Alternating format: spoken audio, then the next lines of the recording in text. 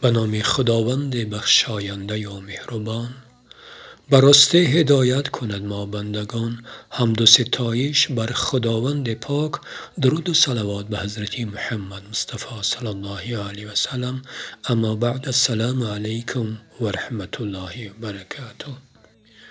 شوم قربان رویت یا رسول الله، فدای تار مویت یا رسول الله. به دل دارم تماشای دو چشمت، گدای رنگ و بویت یا رسول الله. به معراج گفتگو کردی تو با حق، شوم خاک شکوهت یا رسول الله. به محشر بینم آن روی شریفت، به دل است آرزویم یا رسول الله. به میدان جزا در روز محشر، کنم من جستجویت یا رسول الله. همیشه اشک دل ریزم برایت، غلام گفتگویت یا رسول الله.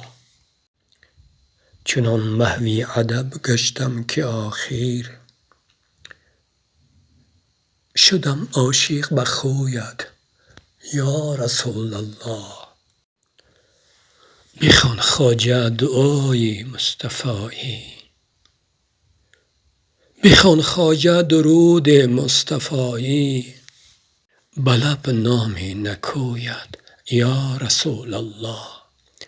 اللهم صل علی محمد و علی آل محمد، كما صليت على إبراهيم وعلى آل إبراهيم إنك حميد مجيد.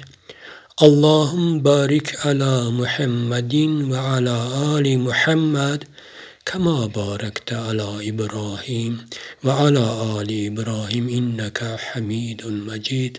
صلى الله على سيدنا محمد صلى الله عليه وسلم.